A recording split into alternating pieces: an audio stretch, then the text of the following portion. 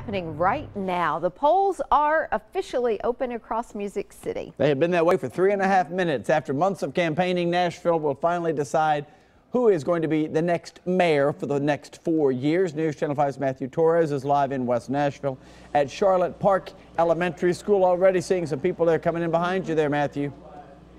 That is right, Steve. In fact, we've had 15 people already show up here. So about 6 to 10 people were already waiting outside before the polls even opened. But as you can see behind me, it's well underway at this moment.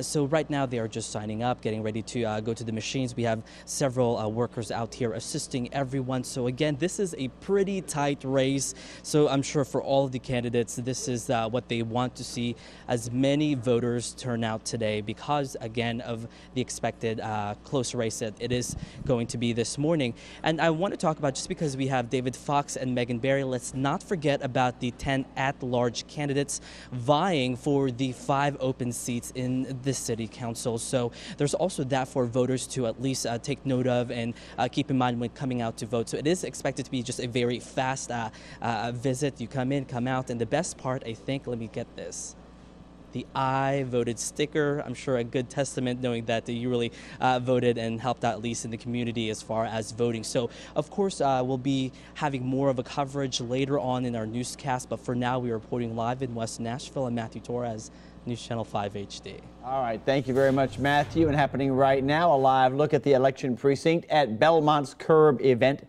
Center. They've got a crowd as well already, people in line. Megan Barry is expected to be there at any moment to cast her ballot in the runoff mayoral election, so we'll keep a watch on that. Meantime, her opponent, David Fox, he is expected to vote in about an hour. He's going to be over at the West End Fire Hall, we are told, around 8 o'clock this morning. We'll be watching both of those locations for those candidates. We'll be covering the elections all day long. Our special coverage begins at 7:30 tonight, with the results about a half an hour after the polls close, and then stay tuned for a full wrap-up of all of the results on News Channel 5 at 10.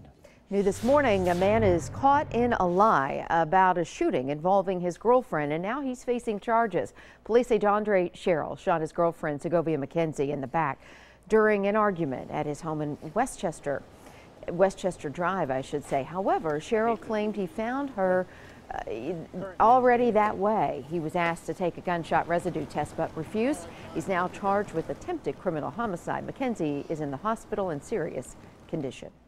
A man wanted for shooting his former girlfriend is now behind bars. James Stevenson turned himself in yesterday. Lewisburg police say the 29-year-old shot the victim on Old Columbia Highway Saturday. The victim was taken to Vandy in critical condition. Stevenson's now charged with attempted homicide. An 11-year-old arrested at school after threatening a classmate with a gun.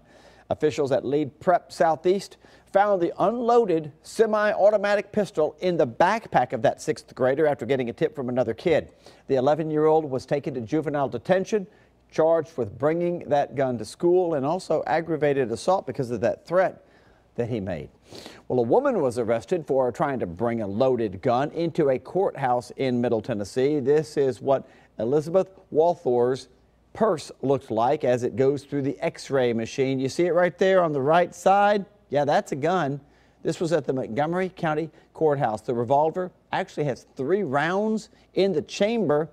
Walthour was at court yesterday for failing to appear for a traffic citation, a minor charge. Now, not so minor. She's charged with carrying a weapon during judicial proceedings. The former head of Sumner County's Criminal Investigations Division finds himself on the wrong side of the law. Major Don Lindsay was indicted yesterday on 2 counts of official misconduct, 1 count of theft, and 5 counts of possession of a controlled substance. TBI was asked to investigate after prescription narcotics disappeared from an evidence locker. We're told surveillance cameras apparently caught Major Lindsay taking the medication. He was arrested yesterday but has since bonded out. Major Lindsay resigned from the department last week. Well, thanks to a tip, a thief that stole from a homeless man is now facing charges. John Raymond, there his picture is, he's accused of stealing a laptop from the homeless man at a McDonald's along South Gallatin Pike. The convicted felon, that's John Raymond right there, surrendered to police this week. That stolen computer was returned back to the homeless man. Stormy weather's blamed for causing a crash involving a school bus yesterday. Police say a driver hydroplaned on Donaldson Pike just outside the airport, hitting a bus from STEM Prep Charter School head on.